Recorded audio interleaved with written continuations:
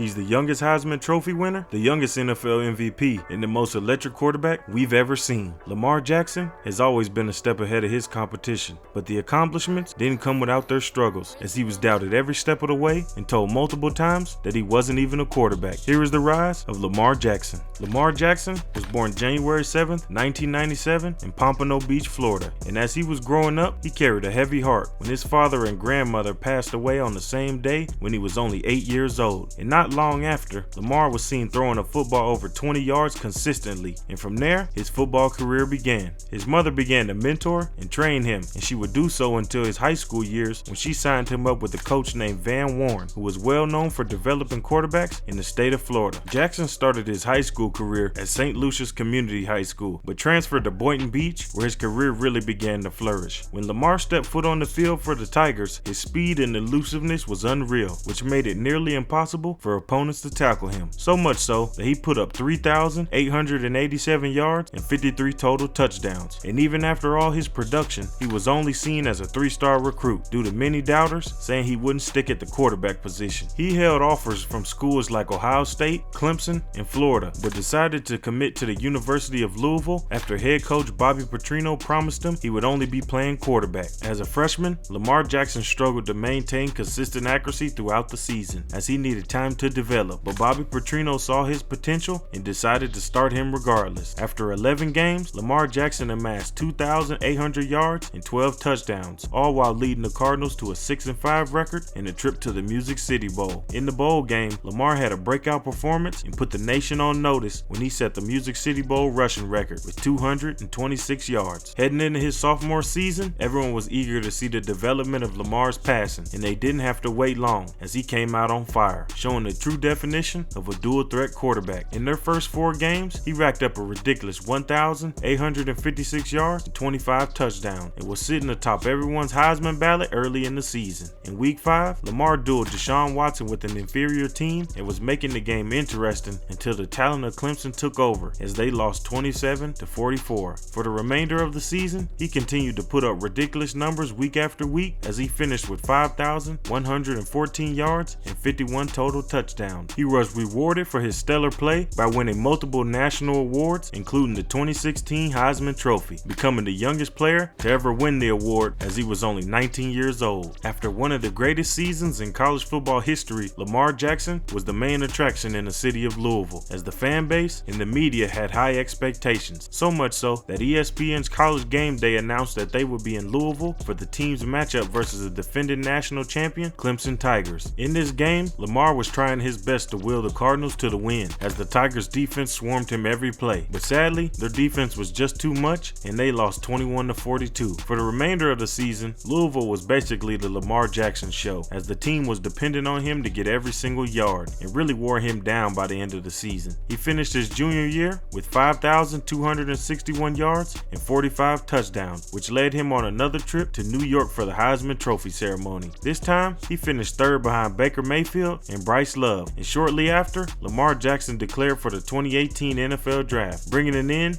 to the greatest Louisville football career ever. Once he announced that he was leaving Louisville, many draft experts began to doubt his abilities as an NFL quarterback and suggested that he should switch positions due to his insane athleticism. But Lamar made it clear that he was only interested in one position when he said this at the NFL Combine: "Whoever likes me as a quarterback, that's where I'm going. I thought I did good as a quarterback in college. They're not asking anybody else to switch positions." And he doubled down on those comments by declining to run the 40-yard dash in order to showcase his throwing abilities. During the 2018 NFL Draft, Lamar Jackson witnessed 4 quarterbacks selected before him, as he was forced to wait for his name to be called in the draft room all night. And with the last selection in the first round, the Baltimore Ravens traded up with the Philadelphia Eagles to select their new franchise quarterback. As a rookie, Lamar Jackson was second string behind the greatest quarterback in Ravens history, Joe Flacco. Joe and Lamar weren't friendly at all, probably because Joe knew that Lamar was better than him and he was there to take his job, but he patiently waited waited for his turn until week 10 when Joe Flacco was sidelined with an injury, and in his first start against the Cincinnati Bengals, the Ravens opted to protect him by keeping the ball on the ground and letting him do what he does best. Lamar led the Ravens to a 24-21 win behind his 267 yards. The following week, John Harbaugh named him the starter for the remainder of the season after he brought life back to a Ravens team that was starting to struggle under Joe Flacco. For the remainder of the season, Lamar Jackson led the Ravens to a 5-1 record, the AFC North crown, and a playoff berth, the first playoff berth for the Ravens since 2014.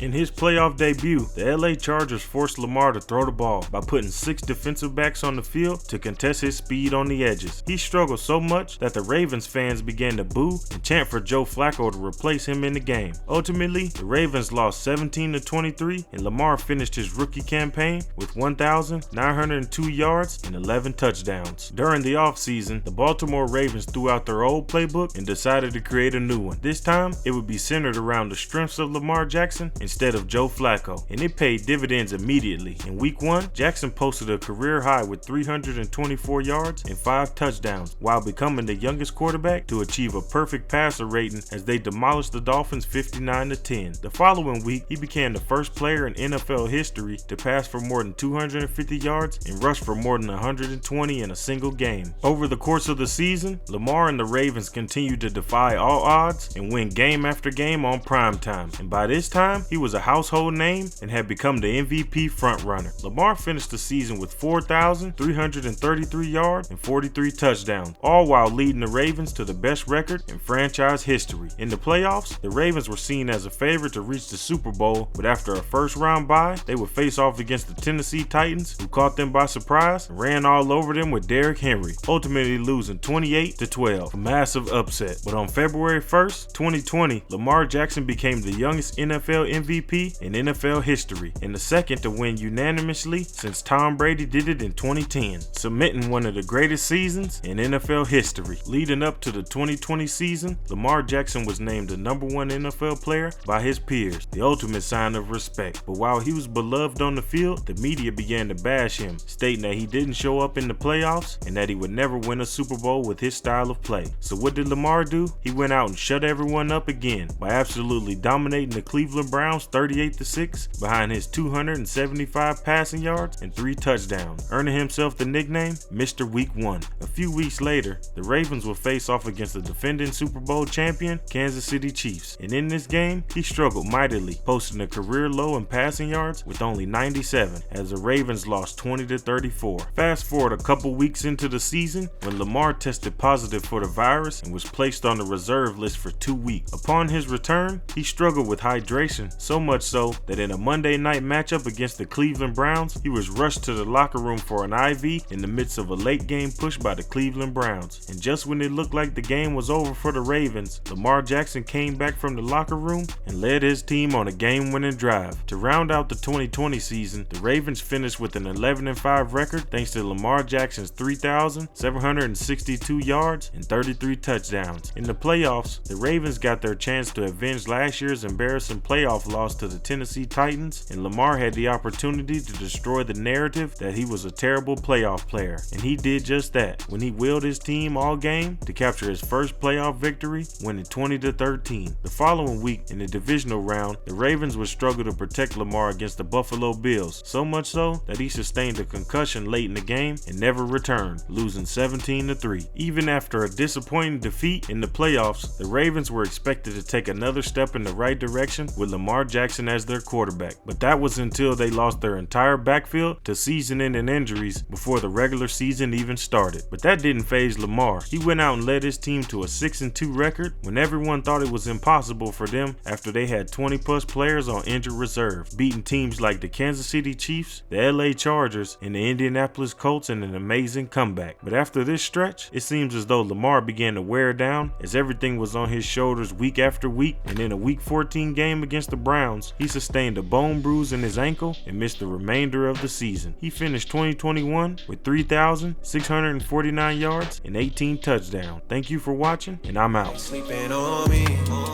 on me, oh. Tell me